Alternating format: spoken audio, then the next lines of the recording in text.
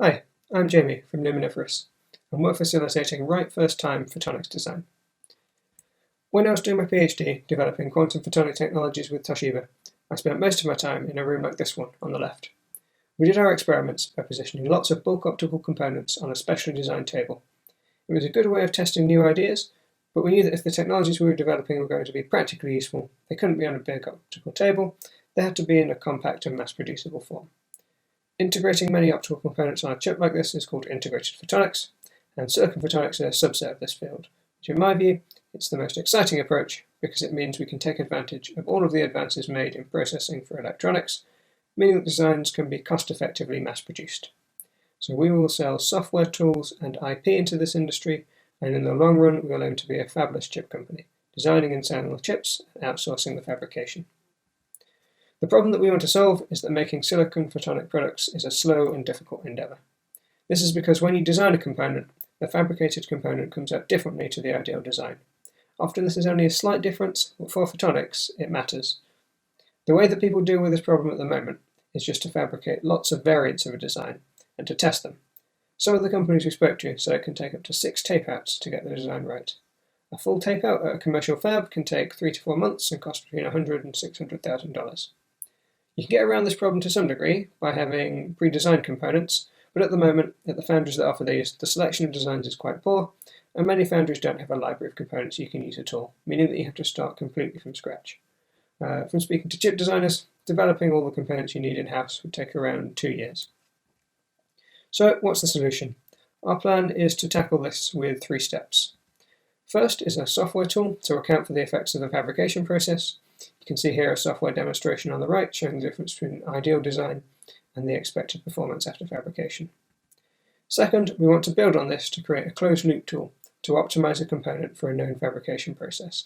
Here you can see a component that's been optimized to take up a 20th of the space of a conventional design. Thirdly, we'll use these tools to create an expansive library of optimized components. Again, on the right, you can see that we've used a software-based approach to create a lot of different component designs with very little human input. We're at the start of a new wave of development, and the state of silicon photonics is often compared to the semiconductor electronics industry in the 80s. Transceivers for data centers are the first commercial application of silicon photonics to come online, so the market at the moment is mostly the transceiver market. There are some large players involved, and the market's growing rapidly at 44% a year and will exceed $4 billion by 2024. The real reason I think this is such an exciting area to be in, though, is that there are a lot of other applications which are currently small but have the potential to be huge.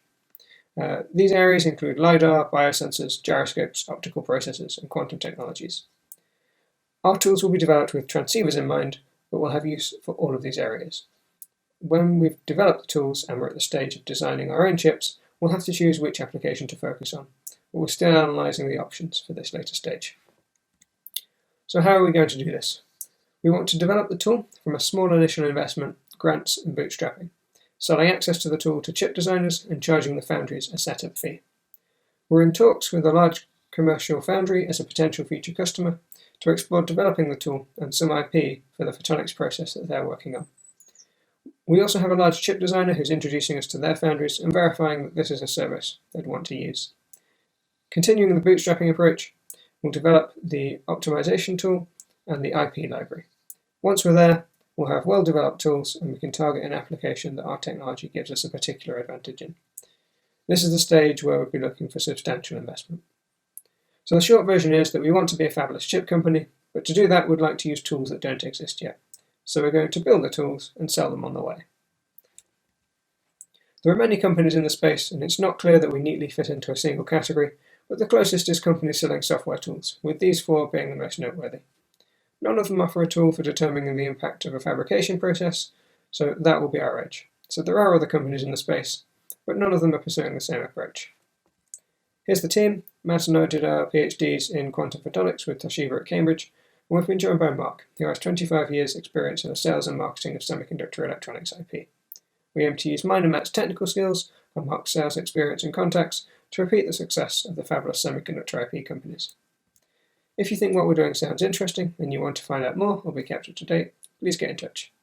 We're seeking investment of £300,000 to get to the stage of making sales of the fabrication transform tool. Thank you for listening.